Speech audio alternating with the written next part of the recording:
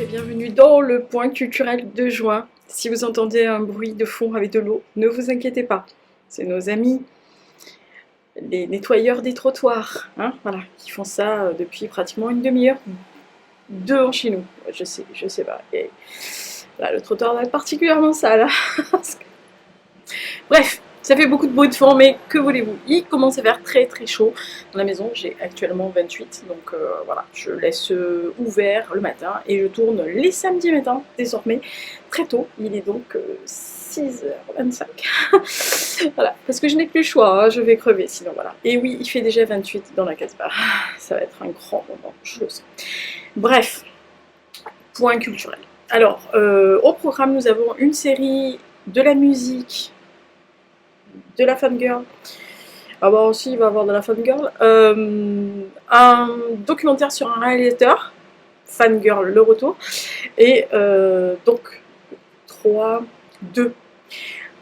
deux documentaires historiques que je mettrai à la fin parce que tout le monde aime les documentaires historiques. Et donc comme ça, moi, ceux qui auront terminé le reportage sur le réalisateur, eh bien, pourront partir quand ils ne sont pas intéressés par les documentaires historiques. Voilà. Alors, pour la petite histoire, à la fin, si j'y pense, je vous fais le point sur les vidéos à venir et sur, parce qu'on me l'a demandé, très gentiment, sur un petit point sur les abonnés. Donc, on commence tout de suite par la série. Donc, série... Je vous mettrai l'encart quelque part par là. Je pense par là, généralement, je le mets pile sur Liverpool. Je sais pas pourquoi, enfin, c'est comme ça. La série, c'est... bon, j'en ai vu d'autres, hein, mais The Crown, saison 5. Voilà. Alors, j'avais pas trop envie, quand elle est sortie au mois de novembre dernier, j'avais pas trop envie de la voir. Je dois avouer que j'étais encore sous le choc de la mort de Sa Majesté. Et j'avais commencé à regarder la bande-annonce et je pleurais comme un goré. Voilà, j'arrêtais pas de pleurer, une madeleine, vraiment. Donc je me suis dit, on va attendre quelques semaines, quelques mois. Oui, on a attendu presque 10 mois quand même. Voilà. Donc je l'ai regardé. Alors je dois avouer que ça se passe dans les années 90. La période la plus difficile pour la reine et notamment pour la monarchie aussi, principalement parce que ça a été accumulation de grosses merdes au point de vue personnel comme mondial, comme britannique. Il faut quand même resituer le contexte que au début de ces années-là, l'Angleterre se relève difficilement des années Thatcher, très difficilement, qu'il y a quand même des doutes sur, pas la monarchie, pas la reine, mais des doutes sur la façon de gérer, enfin de se moderniser, d'arriver à moderniser la Grande-Bretagne. Et il y a des tensions, on le sait, avec l'IRA, il y a des tensions avec les mineurs qui se sont fait exploser par Thatcher. Il n'y a pas que les mineurs, hein, les dockers aussi. Mais enfin bon, bref, tous les syndicats sont un peu muselés.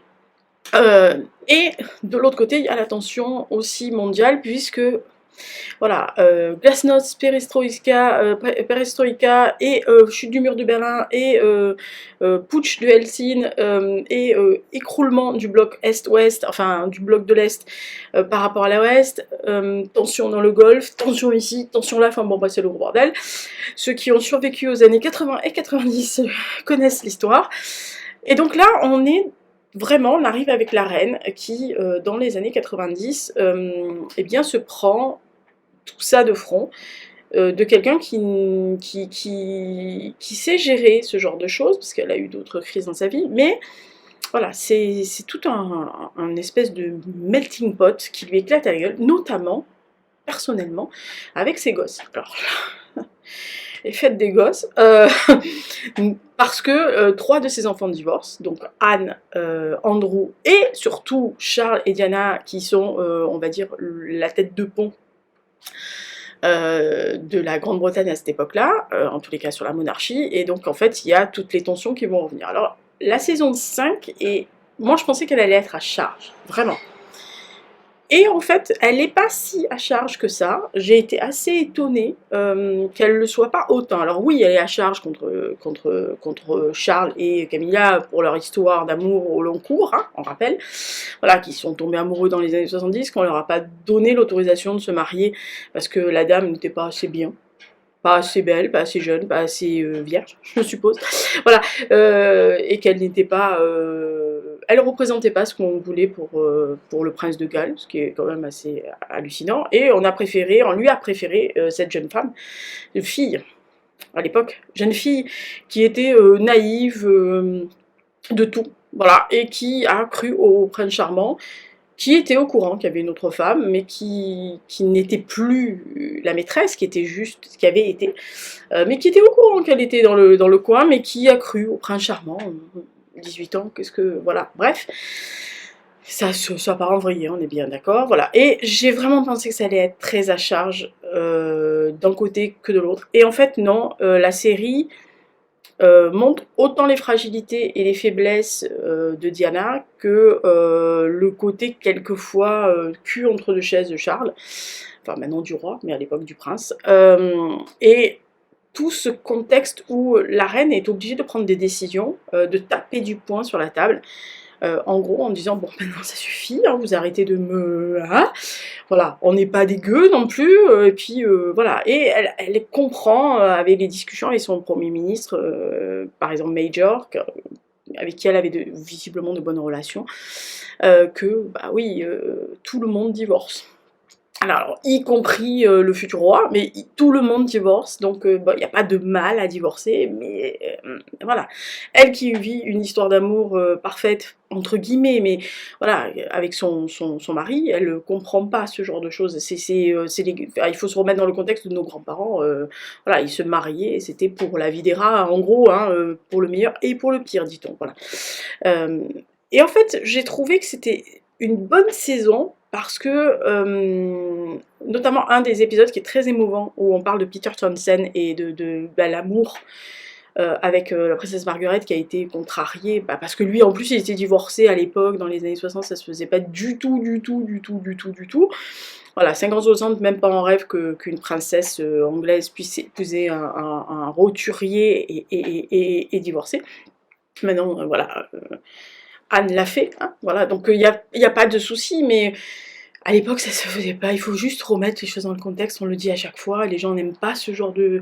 Quand on dit ça, mais c'est la vérité, enfin à un moment donné, il faut pas oublier, quoi. Et alors, il y a aussi l'ambiguïté, ils mettent quand même le doigt sur l'ambiguïté de Diana aussi, alors sur son côté naïf, hein, qui n'a jamais été... comblée. Alors il faut savoir aussi que sa mère l'a abandonnée quand elle était jeune et que ça a dû peser dans la balance énormément sur cette jeune femme qui oscille entre la Diana publique qui aime les paillettes, la lumière, qui passe partout, hein, qui était fort belle, il faut quand même le reconnaître, et la Diana privée qui n'est jamais sûre d'elle. Ce qui est quand même assez un paradoxe quand on la voit aussi détendue partout, sûre d'elle en l'extérieur, et qu'à l'intérieur on a l'impression qu'elle se fissure petit à petit. Voilà. Donc c'est une bonne saison qui montre les faiblesses et surtout un gros gâchis en fait. Parce que moi quand j'ai regardé à la fin, je me suis dit quel gâchis. Gâchis de gens, en fait, de mal mariés, on va dire. Voilà. Parce que quand vous voyez que Margaret a renoncé à Peter Townsend, très joli épisode, je l'ai dit, mais très très bel épisode, alors qu'elle aurait pu avoir une vie tout à fait basique, voilà, qu'il suffisait juste qu'on laisse Charles épouser Camilla dans les années 70, quand il a voulu l'épouser, que Diana aurait pu trouver un très joli garçon, ou un très gentil garçon, qui serait compatible avec elle et qui n'aurait pas mis sur elle la pression d'être une princesse de Galles et une future reine. Voilà, donc il y a plein de choses, et on se dit c'est quand même un gros gâchis, énorme gâchis, et franchement, voilà, c'est une bonne saison, ça m'a remué quand même de revoir certains épisodes que j'ai vus en direct, hein, voilà, dans les années 90, donc en Angleterre. Mais j'ai bien aimé. Voilà. Après, oui, j'ai toujours bien aimé la série The Crown, mais j'avais juste un a priori et surtout la peur de revoir Sa Majesté. Mais comme l'actrice qui la joue ne lui ressemble pas trop, contrairement aux précédentes, elle va mieux. Ah bah vous savez, hein, Lisa a un petit cœur, hein. Surtout britannique, hein, le cœur, voilà. Donc on passe à la musique. Attention, il va y avoir de la fangirl, là. Préparez-vous. Ah, je les ai pas pris. Ah, la douille. Bah c'est pas grave, hein, je vous mettrai les encarts. Ah non, mais je vous jure, des fois, je suis vraiment tarée. Mais c'est-à-dire 6h30 du matin, samedi matin, c'est rude pour Lisa. Je me suis levée à 4h30 comme tous les matins, mais franchement, pour avoir le cerveau bien alerte quand même, j'ai pris un ricochet quand même. Donc on va parler d'un album et d'une sortie d'album avec un single, et notamment aussi d'autres news que j'ai eu, mais je ne mettrai pas forcément les encore, peut-être, j'en sais rien. Bon bref. L'album c'est Tirer la nuit sur les étoiles d'Etienne Dao, qui est sorti en mai. Voilà, je suis dingo de Etienne Dao depuis 81. Oui, je suis assez vieille pour avoir vu Dao commencer. Et je trouve qu'il vit très bien. Il est de plus en plus... Oh là, mon Dieu, oui. Ah, ça, c'est beau. Et alors, très bel album. Bon, après, vous me direz, il faut aimer la voix de Dao, il faut aimer sa pop, il faut aimer sa rythmique et ses mélodies, etc. Si vous aimez pas, n'y allez pas, hein, on est bien d'accord. Mais... voilà, il n'y a pas à tortiller, il sait écrire des textes, il sait chalouper des mélodies, il sait produire un album qui est à la fois pop dansant et langoureux. Voilà, il fait un duo avec Vanessa Paradis. Voilà, c'est vraiment un bel album. C'est un album de... comment dire? Alors c'est pas péjoratif, hein, s'il passe par là. Enfin, il passera jamais par là, on est bien d'accord. Mais c'est pas péjoratif, c'est un album de dimanche matin. Vous voyez? C'est un album que vous mettez tranquille. C'est pas l'album que vous mettez dans le métro pour vous réveiller le matin, on est bien d'accord. Mais c'est un album de dimanche matin au samedi matin ou de vacances. Voilà, vous le mettez sur la platine, vous écoutez. C'est agréable. Prenez votre petit café, votre petit thé, votre petit chocolat. Vous rêvassez. En rêvassant à Etienne Dao aussi, ça aide. Mais voilà, c'est un bel album. Sa voix est de plus en plus belle en vieillissant. Franchement, c'est vraiment un bel opus. Autant le précédent, j'avais bien aimé, mais autant celui-là, je l'ai écouté ad nauseam. Hein. Voilà, je crois qu'à mon avis, un jour, il va être rayé le truc. Bref. Autre sortie, alors je ne l'ai pas précisé là, mais c'est Tom Megan. Tom Megan, c'est l'ancien chanteur, parce qu'il s'est fait virer du groupe de Kasabian. J'aime beaucoup Kasabian. Je suis pas fan de Kasabian, je les ai vus en concert dans des festivals, j'ai quelques albums d'eux. Mais je peux pas dire que je suis fan de Kasabian. Par contre, j'adore la voix de Tom Megan, et quand il s'est fait virer du groupe, je me suis dit c'est dommage, parce qu'en fait quand j'ai écouté les nouvelles chansons de Kasabian avec la voix, en fait, sans la voix de Tom Megan, ça n'a aucun rapport. C'est sa voix que j'aimais, je me suis rendu compte qu'en fait dans Kasabian, outre la sonorité de leur musique, c'était véritablement sa voix, son phrasé, etc. Et donc là il a sorti un album qui s'appelle The Reckoning, qui est vraiment très bon. Voilà. Alors il y a des potes qui m'ont dit ouais c'est du sous Kasabian. Bah c'est la voix de Kasabian, nounouille, donc forcément. Non mais à un moment donné, c'est comme les gens qui vous disaient au début ah Gorillaz, ça sonne un peu Blur. Bah c'est chanteur de Blur qui chante nouille. Voilà donc non mais c'est voilà, mais il a son style à lui. C'est un album un peu mea culpa.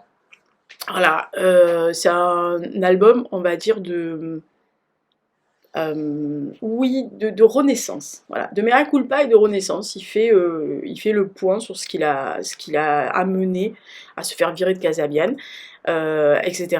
Après, il a fait un mea culpa. Après, on en pense ce qu'on veut. Chacun est libre de penser ce qu'on veut de lui.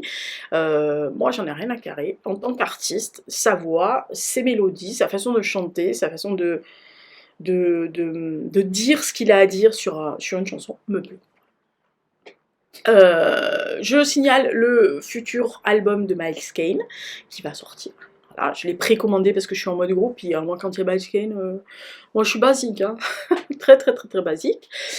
Et il y a The Coral aussi qui sort un album au mois de septembre. Vous allez m'entendre gueuler comme un goré dans les points culturels de septembre, hein. Vous allez voir, ça va être très lourd, hein. Voilà, et surtout, The News. The News qui a fait plaisir à Bibi, très fort. Elle en est tombée à la renverse. Nous savions déjà que Blur faisait des dates, notamment Wembley, le 8, faisait des festivals, et des warm-up, des festivals, etc. Donc ils ont fait Barcelone. Ils ont fait, alors ils n'ont pas fait le Primavera de Madrid parce qu'il a été annulé, mais ils ont fait une petite salle qui s'appelle La Riviera, classe quand même, hein, classe de faire un concert pratiquement gratos. Ils ont fait Porto, ils vont faire Dublin, etc. Voilà. Donc ils vont faire pas mal de festivals avant. En France, il y aura donc Beauregard et les Vieilles Charrues. Et entre-temps, il y aura Wembley. Et donc, bon, on était tous contents, hein, bon, on ne crache jamais sur un concert de Blur, hein, on est bien d'accord, surtout que ça faisait un moment qu'ils nous avaient rien fait. Et qu'on se disait que, en fait, comme Damon nous sortait un album de Gorillaz tous les 6 mois, on était mal partis. Voilà, mais on sentait quand même qu'il y avait quelque chose, ah, ça sent bon quand même, voilà. Voilà, parce qu'ils faisaient tous des trucs un peu solo, mais qui se parlaient, machin, on se dit, ah, peut-être l'année prochaine. Et ben c'était cette année, voilà. Et donc ils nous ont sorti un single qui s'appelle The Narcissist. Alors je vous mets le lien pour aller l'écouter. Alors moi je suis peut-être pas objective sur Blur, on est bien d'accord. Mais je suis pas la seule à dire que ce morceau est une petite merveille. C'est un bijou. Voilà, c'est une musique entêtante, c'est-à-dire que c'est vraiment... bah, c'est quelque chose que vous avez dans la tête et vous pouvez l'écouter toute la journée, elle ne vous lasse pas. Alors, c'est moi qui le dis, c'est un de mes copains qui n'aime pas Blur, à qui j'ai envoyé en disant, bon écoute, arrête de râler, écoute la chanson, qui m'a dit, écoute, je l'ai écoutée au moins une dizaine de fois et je la trouve sublime. Alors, bon. Et donc l'album, qui s'appelle The Ballad of Darren, qui suit dans la foulée. Voilà, le 21 juillet.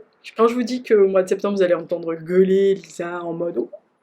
Ça va être magnifique. Franchement, on ne l'a pas écouté l'album, hein, on fait partie. Alors je sais qu'il y a des journalistes espagnols qui l'ont écouté en marge du Prima, qui a été annulé, mais en marge du Prima.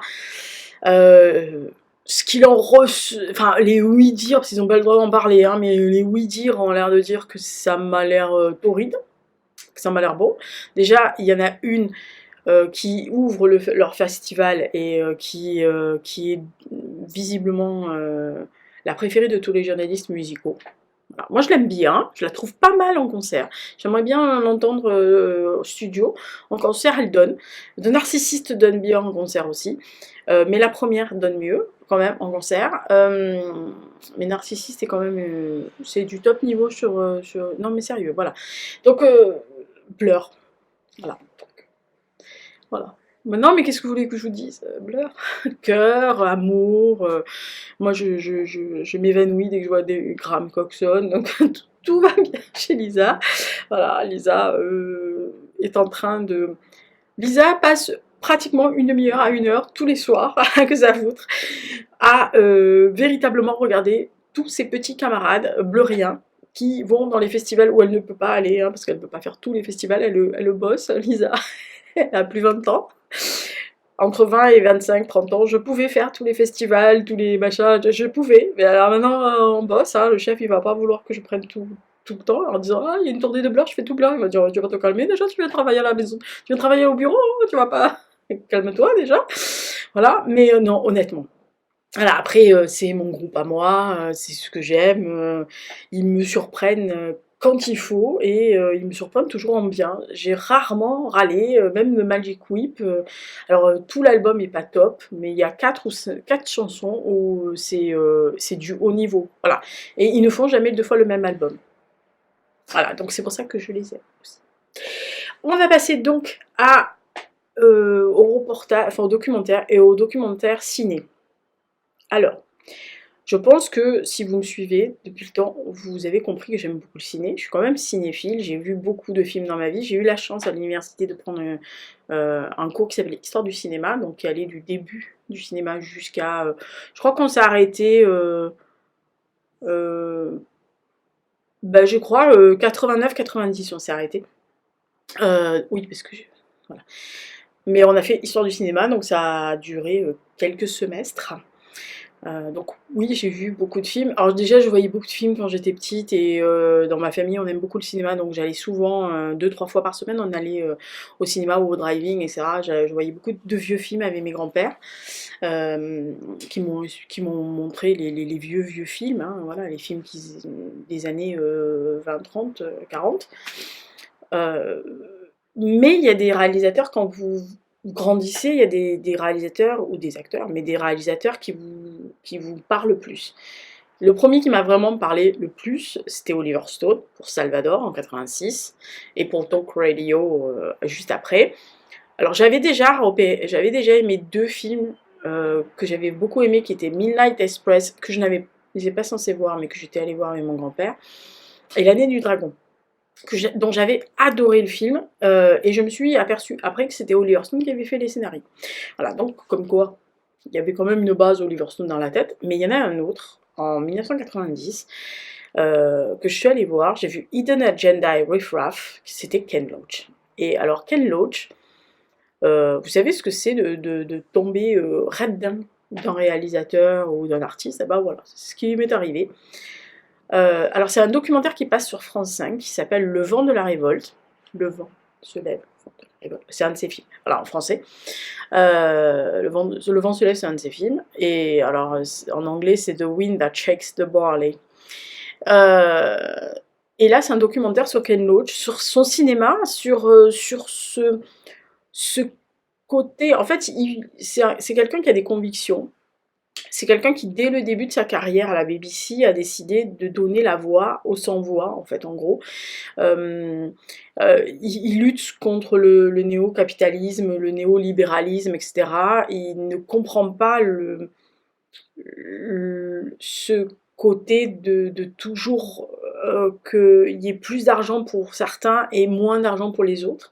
Donc en fait, il donne la voix dans ses films à des gens qu'on n'entend jamais, qu'on ne verrait jamais, en gros. Il dénonce l'ubérisation de certaines choses, il dénonce la pauvreté et l'appauvrissement des services publics britanniques, et il n'hésite jamais à taper sur l'histoire britannique. Alors pas à taper parce qu'il déteste les Britanniques, parce qu'il est très très anglais, hein, Ken Loach, dans ses valeurs, dans ses convictions, dans sa façon de vivre, hein, tout simplement. Il le dit, hein, il ne s'en cache pas. Mais il pointe des zones d'ombre ou des zones pas reluisantes de l'histoire de l'Angleterre, justement pour que les gens ne répètent pas ces conneries, pour qu'on réfléchisse, pour que les gens soient curieux et aillent voir ce qui s'est passé à cette époque-là.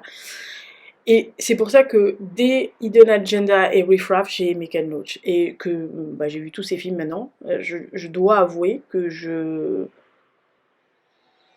c'est ce que j'appelle mon maître à penser aussi, comme Oliver Stone, c'est-à-dire c'est des gens qui m'ont ouvert le monde, qui m'ont ouvert l'univers, autre que le précaré français ou le précaré européen, qui m'ont mis ailleurs.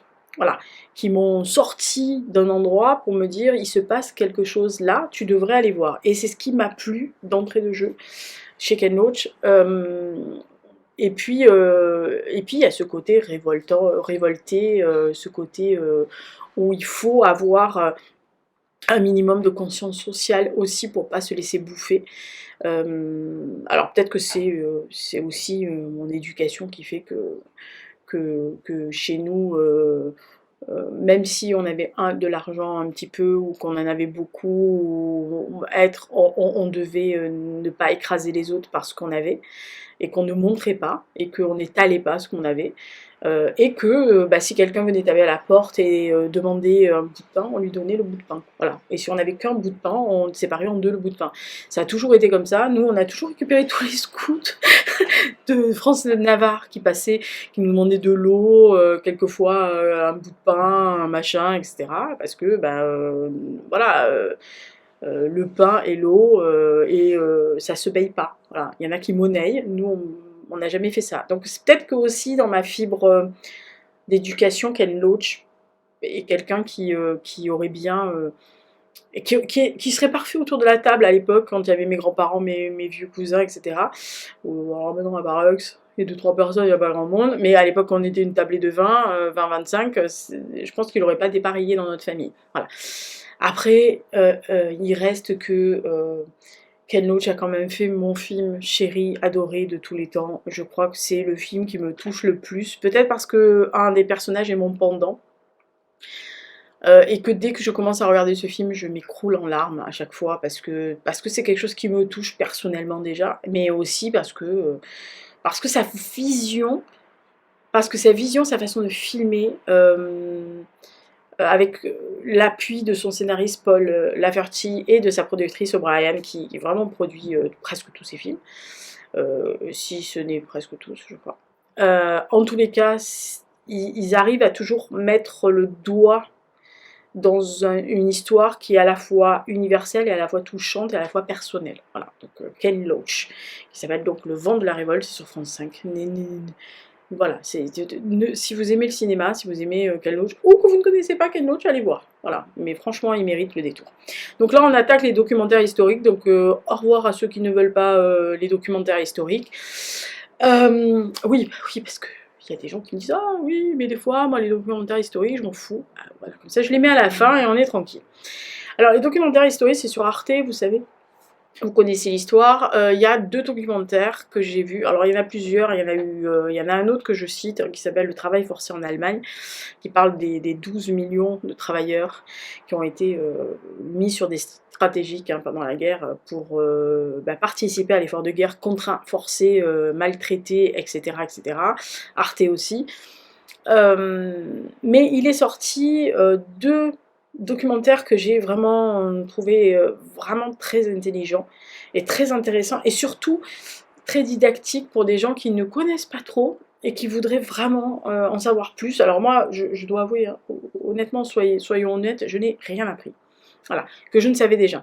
Mais c'est parce que c'est des périodes que je connais. Voilà. Donc, vous inquiétez pas. Mais alors, le premier, c'est Résistance au pluriel. C'est 4 documentaires qui font... Alors attendez, j'ai noté les heures, mais vu que j'ai les lunettes et que je n'y vois pas de l'eau, c'est pratiquement débile. Voilà. Alors, vous avez 4 documentaires qui font à peu près 55 minutes. À peu près, donc presque 1 heure. Qui vont de 1940 forcément à 1944, donc ça fait 40, 41, 41, 42, 42, 43 et 43, 44, qui va du bricolage, du début, des balbutiements, des groupes différents qui ne se parlaient pas forcément entre eux, entre les 2 zones, qui ne se parlaient pas non plus entre elles, etc., qui n'étaient pas du tout unifiés, qui sortaient de partis politiques, de syndicats, d'indépendants, de corps de métier. Voilà, différents, qui quelquefois c'est des cellules de 2-3 personnes qui gravitaient là et qui ne se connaissaient pas celui d'à côté, d'autres qui étaient un peu plus organisés. Après le 2e épisode, alors le premier épisode revient aussi sur un point qui va être très important, c'est celui du préfet Jean Moulin, donc voilà, qui a refusé de signer les papiers mettant en cause des soldats d'un régiment d'infanterie coloniale, enfin territoriale et coloniale. Sous prétexte parce qu'ils étaient noirs et donc les Allemands voulaient les liquider. Avec l'aval d'un préfet en disant que c'était eux qui avaient fait des exactions, il a refusé et donc il a été arrêté et torturé pour enfin pour la première fois, et donc et on va parler dans le deuxième épisode de ce tournant qui est ouais, qui est un tournant dans l'identité de la résistance, c'est-à-dire quelqu'un comme Jean Moulin qui a dit bon écoutez voilà il va falloir qu'on fasse un truc. Alors il y avait plein de gens qui n'étaient pas du tout d'accord, d'autres bah, il y avait des gens comme Ravanel, je sais pas Freinet, Aubrac, etc. Tous ces gens sont là et témoignent, hein, c'est ce qui est normal. Mais il va avoir cette espèce de tournant dans la résistance parce que bah, la répression s'intensifie, le gouvernement de Vichy collabore beaucoup trop pour les Français, donc petit à petit, bah, ça commence à se dire bon bah oui alors on va faire plus gros, on va peut-être voir ce que fait le voisin d'à côté en résistance. Et le 11 novembre 42, bah, les deux zones étant, enfin la zone sud étant envahie, donc forcément il y a une espèce d'unification qui va se faire dans le troisième épisode au forceps. Au forceps, personne n'était d'accord, tout le monde, le Conseil national de la résistance n'a rien à carrer, ils voulaient tous garder leur truc à eux, ça s'est fait vraiment au forceps. La figure de Jean Moulin n'a pas été exempte de tout reproche, alors pas par rapport à son comportement, on va dire quasiment parfait sur ce point-là, mais surtout par rapport à De Gaulle qui n'était pas forcément en odeur de sainteté, pas pour certains résistants qui étaient sur le terrain. Donc ça a un peu tiré, et donc le quatrième c'est bah, forcément la libération et tout ce qui s'est passé, alors que ce soit la libération et les primo-résistants qui sont arrivés juste au dernier moment, qui ont vu la lumière, qui sont ah tiens on va rentrer, voilà, qui énervait beaucoup mon grand-oncle, qui avait commencé en 40, mais voilà, c'est tout ce genre de contexte, c'est très intelligent, il y a des images archives, il y a des images de photos, il y a beaucoup de témoignages, on sent la tension, la lutte de pouvoir qu'il y a eu, alors pas qu'au niveau de la résistance, mais politique, et aussi ce côté où ils se sont sentis dépossédés, les résistants de la première heure, de voir arriver des primo-résistants qui ont réussi à se mettre dans les bons groupes, dans les bons endroits, et du fait qu'ils aient été intégrés à l'armée de libération, et ça a fait criser beaucoup, notamment le comportement de Gaulle à un moment donné quand il arrive sur Paris. Il y a eu des petites réflexions, d'ailleurs on l'entend à un moment donné sur un des archives. Ça a fait beaucoup criser certains. Donc quand on nous apprend la résistance, etc., on nous dit oui, oh, c'est un truc parfait, ça s'est bien unifié, tout le monde était content, que nenni, voilà. Quand vous y touchez vraiment au fond, et vous lisez les témoignages des uns et des autres, vous sentez bien que c'était pas une partie de plaisir, hein. C'était pas une grande colonie de vacances ici, c'est même pas des masses, voilà, mais bah, ils avaient un but commun, c'était la libération de la France, voilà, mais pas forcément toujours avec les autres. Alors on parle bien sûr de ceux qui sont disparus, et c'est un documentaire, enfin des documentaires, mais une série de documentaires qui est très important pour qu'on n'oublie pas non seulement les gens qui sont tombés anonymes, qu'on ne connaît pas, qui sont connus que par les cellules auxquelles ils appartenaient. Mon grand-oncle me parlait des gens qui sont morts au début 41, etc. Il m'a dit, je pense qu'à part leur famille et moi, il n'y a plus personne qui se rappelle d'eux. Voilà, mais qui ne sont pas marqués ni au Panthéon, ni dans les livres d'histoire. Tous les groupes qui ont été torturés, fusillés, etc., que ce soit Manoukian, Reymann, etc., on les connaît de nom, mais voilà, ces gens qui ont été dénoncés ou qui ont été arrêtés par un concours de circonstances, qui ont été déportés aussi. Il y a eu beaucoup de résistants qui ont été arrêtés, torturés, déportés. Voilà, donc c'est un hommage aussi à tous ces gens dans l'ombre dont on ne connaît pas les noms, qu'on ne connaît pas d'ailleurs sur les images. Il y a plein de gens que vous voyez, à part leur famille, je pense que personne ne les connaît. Et justement, c'est d'autant plus intéressant et touchant et important d'avoir ce genre de série pour expliquer ce que c'était la résistance et ce qu'est la résistance en réalité dans tous les pays, dans tout le monde entier, sur n'importe quel système. Dès que vous décidez que votre pays est en danger, alors je parle danger, vraiment danger, pas une guerre. Voilà, une guerre avec un occupant, avec une vraie guerre, pas un truc parce que on vous a augmenté l'essence de 10 centimes, hein, voilà, on est bien d'accord, c'est vraiment au-dessus quand même. Hein.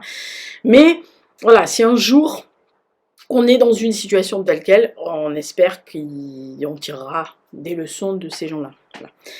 Et l'autre pendant, voilà, puisque après la libération, il y a eu l'épuration en France, après, il y a un documentaire qui est toujours sur Arte, qui s'appelle La dénazification, Mission Impossible. C'est un sujet que je connais bien, parce que c'est quelque chose qui m'a intéressée assez jeune, je devais avoir quoi, 15 ans à peu près, parce que j'avais donc mes copains berlinois, Franz éditeur, que je voyais très régulièrement. Ils avaient un grand-père qui avait à peu près l'âge de mon grand-père. Et moi, mes grands-pères me racontaient la guerre, leur guerre à eux, parce qu'ils ont combattu tous les deux dans 2 corps d'armées différents. Enfin, combattu jusqu'à l'armistice, on est bien d'accord. Voilà, mais enfin bon, ils y ont été, tous les deux. Et moi, ils me racontaient. Mon grand-père m'a raconté le début de la résistance. Voilà, j'ai eu des gens qui m'ont raconté la Seconde Guerre mondiale. Bon, la première aussi, mais la seconde. Et un jour, je sais pas, on est venus à discuter, et eux, ils ne savaient pas ce que leur grand-père avait fait pendant la guerre. Ils savaient qu'il y avait eu, parce qu'il y a eu toute une génération après la guerre, après 45, donc, principalement à partir de 46-47, où vraiment toute cette génération-là, jusqu'au début des années, fin des années 50-60, début 60, c'était blackout complet. Voilà, mais vraiment, ça a été blackout complet en Allemagne. Et donc, les jeunes qui sont nés après la guerre, ou vraiment vers la fin de la guerre, qui se rappelaient rien du tout, se sont réveillés avec des électrochocs. Et lui, il n'avait jamais rien raconté. Et en fait, en discutant comme ça, tous les trois, il nous a entendus, et il m'a entendu parler de mes grands-pères, et donc il m'a demandé. Moi, j'ai répondu, et je lui ai dit, avec ma hauteur de mes 15 ans, je lui ai dit, et vous, vous aviez une carte du parti? Parce que moi, je connaissais. Et donc, il nous a un peu raconté ce qu'il avait fait, enfin ce qu'il était, parce que c'était un engagé pas volontaire, il était engagé comme tous les jeunes Allemands de cette époque dans l'armée, la guerre s'est déclarée. Donc, et en fait, il y avait toute une symbolique qu'il nous a expliqué, et c'est là qu'il m'a dit pour la première fois, mais en fait, tu sais, les Alliés ont voulu faire une dénazification de l'Allemagne, mais ce n'est pas comme ça. C'est pas en 2 coups de cuillère à peau qu'on fait arrêter de penser aux gens quelque chose, une doctrine, et notamment, et c'est ce qu'il me disait, notamment à tous ces gamins qui sont nés fin des années 20, début des années 30, et qui n'ont connu qu'une seule doctrine, qui était le Troisième Reich, qui ont été embrigadés dans les kindergarten et dans les petites classes, et ensuite dans les jeunesses hitlériennes. Et il m'avait dit, est-ce que tu crois vraiment qu'ils aient, en un claquement de doigts et en 3 petits films, et en les amenant sur des endroits où il y avait eu des exactions, tu crois vraiment qu'ils ont oublié ce qu'on leur avait enseigné pendant 15 ou 20 ans? Et moi, ça m'a semblé tellement évident que tous ces gens n'avaient pas pu à aucun moment s'arrêter de penser à quelque chose qu'on leur avait inculqué au forceps, alors qu'ils l'avaient cru vraiment, qu'ils y avaient vraiment adhéré ou pas. Puisqu'on sait très bien qu'il y avait des résistants dans l'Allemagne, hein, donc il y avait des gens qui ne croyaient pas au système, mais voilà. Et donc il y a eu ce côté un peu idyllique des Alliés, en disant, bon, ben, nous on arrive, on va les dénazifier, on va leur faire 3 petits cours, ça va aller. Simplement, très vite, alors ils ont pensé qu'ils avaient réussi, mais très vite, en fait, il s'est trouvé que les soviétiques et les alliés se sont affrontés sur le terrain de Berlin, et donc on s'est retrouvé dans une autre guerre, c'est-à-dire le bloc communiste et le bloc capitaliste en gros. Et donc en fait, la dénazification, hop, à la poubelle, on en a rien carré. Donc on a fait des questionnaires. Moi j'ai vu ces questionnaires, c'est à se faire pipi dessus. Vous savez, c'est les questionnaires où on vous dit, est-ce que vous avez été nazi, est-ce que vous avez cru, est-ce que vous avez salué Adolf Hitler ou prêté allégeance, etc. Et oui ou non. Si tu es un peu célébré, à l'époque, hein, ou même maintenant, tu mets non, hein, on est bien d'accord. Si tu dis, est-ce que vous avez été membre du parti, sachant que pratiquement toutes les archives avaient été brûlées pour des endroits, non, non. Voilà. Et donc sur des questions, il y a eu des questionnaires qui ont été faits. Tout le monde a dû répondre au questionnaire, et en fait, évidemment, le résultat des questionnaires, ça avait été « Oh, mais c'est bien, on a bien dénazifié !» Qui s'est passé? Voilà. Et pendant des années, ça a été mis sous le tapis.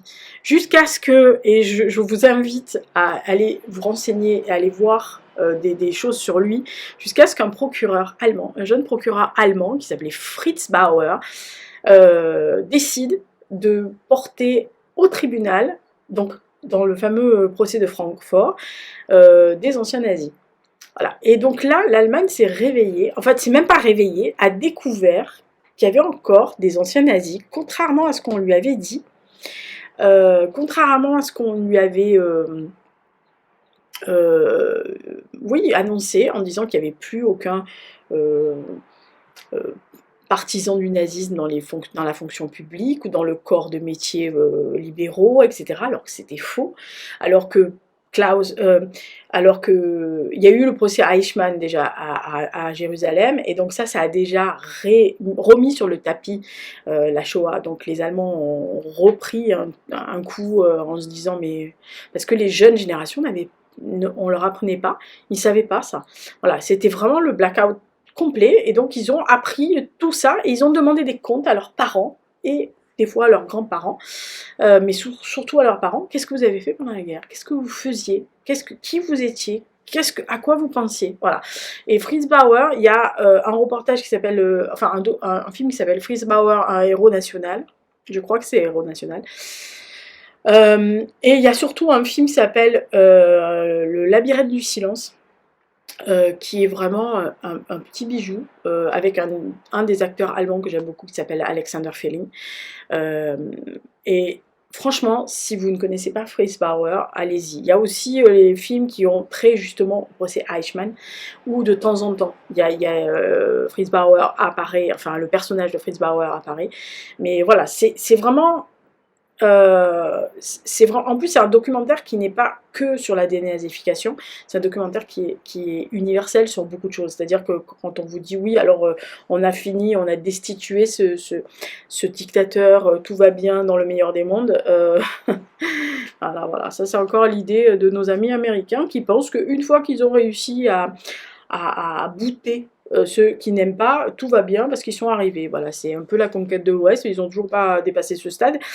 Voilà, donc c'est vraiment un très beau reportage qui honnêtement vous montre bien que c'est de la grosse daube, hein, voilà. Mais c'est aussi ce que l'on n'enseigne pas à l'école et ce que je regrette, que ça soit pas enseigné quand on parle de la Seconde Guerre mondiale, du nazisme et de cette période-là. Moi, la période, c'est pour ça que je dis toujours que j'adore la période entre 19 et 47-48, parce que la période entre 45 et 48 est hyper méga importante pour l'histoire, non seulement de l'Europe et du monde, mais aussi pour la géopolitique qu'on est en train de vivre maintenant. Voilà.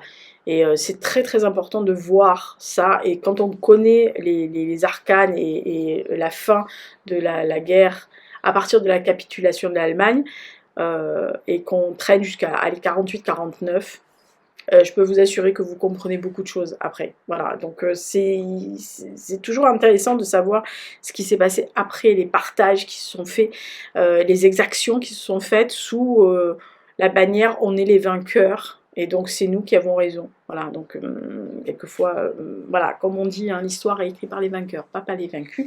Et c'est pas mal des fois de voir aussi la vision qu'ont les vaincus de ce qu'ils ont vécu. C'est pas anodin de savoir ce genre de choses. Voilà. Donc ça, c'était le programme culturel de Lisa.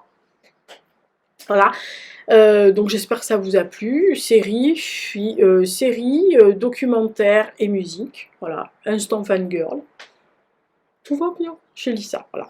Alors, ceux qui en ont rien à carrer peuvent partir aussi, encore. Ceux qui restent, c'est bien. Alors, juste pour vous informer qu'il y aura quelques vidéos qui vont arriver. Il y aura notamment une vidéo sur les 10 artistes qui ont compté dans ma vie. Il y aura le bilan, bien sûr, du premier semestre, comme toutes les années. Il y aura les immuables piles à lire et points lecture, comme d'habitude, que ce soit en juillet ou en août. Mais pour des raisons de chaleur, hein, et d'obligation personnelle et professionnelle aussi, il y aura pas de vidéo, il y aura une pause entre on va dire le 14 juillet, à peu près 14-15 juillet, jusqu'à fin août. Pour la bonne et simple raison que, il va avoir des réflexions. On a un chantier dehors qui nous ont annoncé que ça allait être torride.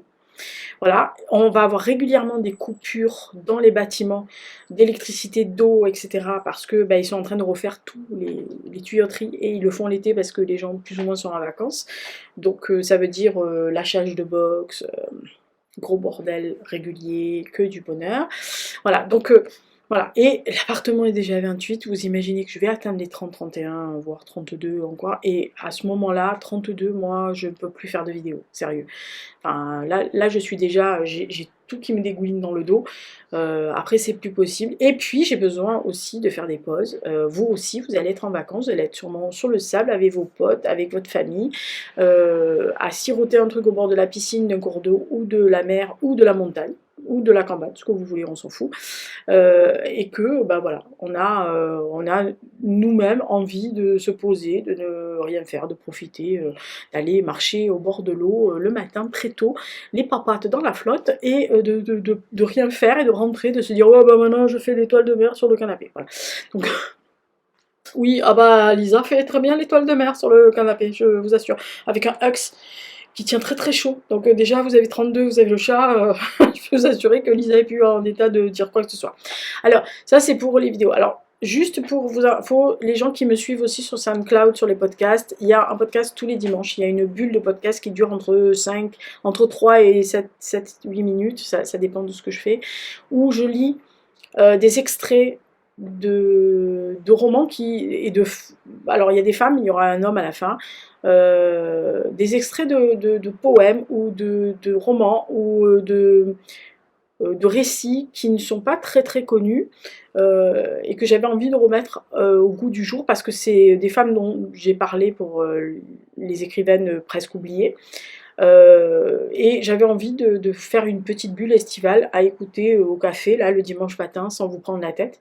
Il y aura bien sûr les piles à lire et les points ciné à la fin du mois. Voilà, mais il n'y aura pas beaucoup de vidéos ici, c'était à partir du 14 juillet. Parce que je vais déjà enregistrer la pile à lire d'août parce que je sais déjà ce que je vais lire, j'ai déjà acheté mes bouquins. Et évidemment, en septembre, il y aura la rentrée littéraire et donc ça reprendra. Je suis en train de réfléchir à réorganiser certaines vidéos ou à faire des formats pareils mais voilà, différents, parce que je me suis aperçue qu'il y avait des vidéos qui n'intéressaient absolument pas. Moi qui me botte, hein, j'adore faire ce genre de trucs, mais qui ne marchent pas. Et c'est pas parce qu'elles ne marchent pas, et c'est là que je veux en venir, que je vais m'arrêter de les faire. Voilà, parce que je reçois régulièrement des tas de pouces en bas, dans des unlikes, sur des vidéos, dès le début de la vidéo. C'est-à-dire qu'elle n'est même pas lancée depuis une minute, je me retrouve avec 10 à 15 unlikes, ou des commentaires tout de suite. Moi je modère mes commentaires, parce que bon, j'en ai pas beaucoup, alors je peux encore les modérer, avec des commentaires qui sont vraiment désobligeants. Voilà, qui sont... alors, quel est l'intérêt de faire une vidéo sur ce sujet? Alors, mes vidéos sur mes romans ou sur mes sorties, c'est systématique. Voilà. Honnêtement, c'est systématique. Là, j'ai pas fait de sortie pour la vidéo sur l'Asmala, parce que en plus, c'est un tome 4, et puis les gens, ils s'en foutent. J'ai bien vu que l'Asmala, ça les intéressait absolument pas, donc je vais pas m'emmerder, en gros, hein, à tourner une vidéo et à vous la mettre, etc., pour vous expliquer ce que c'est. J'en ai déjà fait une, je vous renvoie sur la vidéo de genèse de l'Asmala. Voilà. Moi, ça m'intéresse de faire ça. Il y en a certains, ils en ont rien à foutre. Et c'est systématiquement des pouces en bas, des pouces en bas, des pouces en bas. Et je perds pratiquement 2 à 3 abonnés par vidéo, sauf quand je fais les piles à lire. Parce que les piles à lire, c'est un peu des book hauls. Et donc ça, les book hauls, les gens, ils aiment bien voir les livres nouveaux, machin. Enfin, je comprends pas le raisonnement. Voilà. Moi, personnellement, je regarde toutes les vidéos de certaines...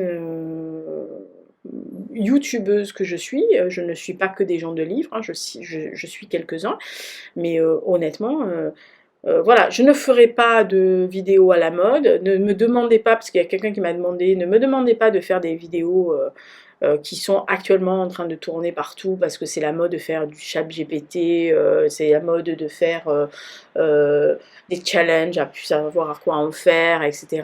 Ou alors montrer sa maison, montrer sa pile à lire, tous les livres qu'on n'a pas lus, etc. Et voilà. Donc ne me demandez pas de faire ces vidéos-là. Je suis très contente que les autres le fassent, voilà, parce que ça leur correspond, parce qu'ils ont envie de le faire. Peut-être parce qu'ils savent que ça va marcher, mais je refuse de faire ça. Voilà. Alors, depuis pratiquement 1 mois et demi, 2 mois, j'ai perdu 20 abonnés.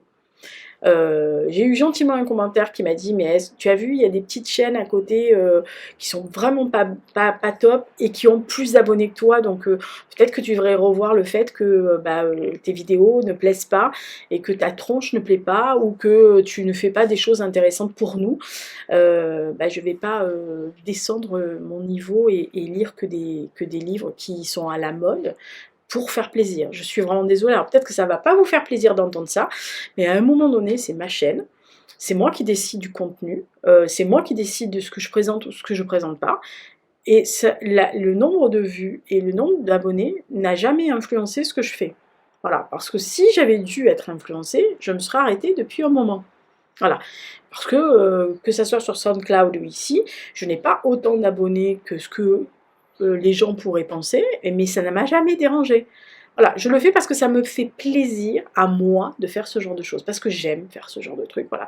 Ça me fait marrer de me mettre devant cette espèce de con de rail machin qui va me monter encore 2 degrés dans la Casbah, de faire mes vidéos, peut-être de vous faire marrer, il y en a certains qui me disent « Oh, tu m'as fait rire », bon voilà, je fais le clown aussi, tant mieux, si ça vous passez du bon temps devant mes vidéos. Ceux qui n'aiment pas mes vidéos, qui me mettent des pouces en bas systématiquement, etc., ne venez plus, pourquoi vous venez ?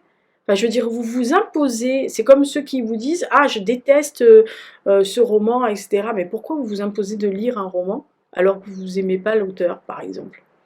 Je comprends pas le plaisir que vous avez, c'est vraiment une jouissance de se faire du mal. Il faut aller consulter, hein, je vous assure, il y a un problème. Hein. Voilà, parce que moi, je ne regarde et je ne fais que des choses qui me font du bien.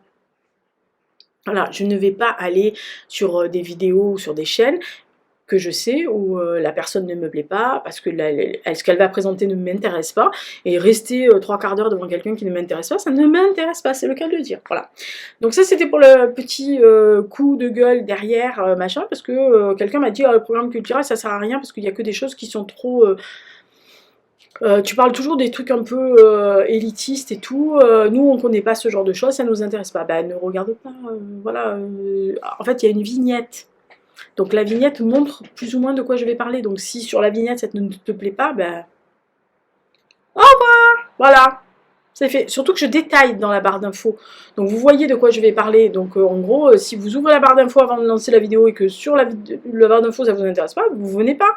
Et je me vexerai pas d'avoir 10 vues. Voilà, mais si j'ai 200 vues, chose que j'ai en moyenne, très rarement, enfin en gros entre 150 et 200 vues, 300 vues, mais vraiment, et vraiment ça pousse, hein. Les meubles, honnêtement, si sur tous ces gens-là, il y en a déjà 30 ou 40 qui me mettent des pouces en bas uniquement parce qu'ils m'aiment pas, allez voir ailleurs. Je vous gêne pas si je fais mes petits trucs dans mon coin. Il y a plein de petites chaînes qui ont des fois 88 ou 89 abonnés, etc. Mais personne ne va les emmerder, elles font ça parce qu'elles ont envie. Donc si vous, ça vous plaît pas et que vous n'aimez pas et que peut-être parce que vous osez pas le faire, prenez-vous votre pied et faites-le. Voilà, allez voir ailleurs si j'y suis, ça sera une bonne idée. Et ceux qui sont fidèles et qui viennent et qui font des commentaires, et qui m'aiment bien, et qui me font des gentils trucs, etc., merci d'être là, voilà, parce que eux, ils ont compris mon fonctionnement. Voilà, et puis s'ils n'ont pas envie de voir mes vidéos, ils vont pas. Mais il y a des gens qui me disent, tu sors trop de vidéos et de podcasts, je peux pas suivre.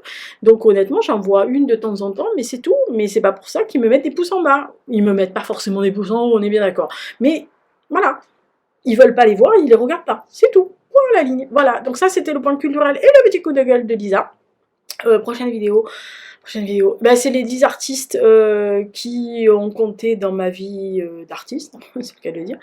Voilà, j'aurai la même tranche. Voilà, parce que je vais tourner 2 vidéos à la suite. Parce que là, je profite qu'il fasse pas trop chaud. Il fait 26 hein, déjà, mais voilà, il fait moins chaud dehors que dedans. Donc ça va. Pour l'instant, je survis. Allez, à la prochaine. Ciao, ciao.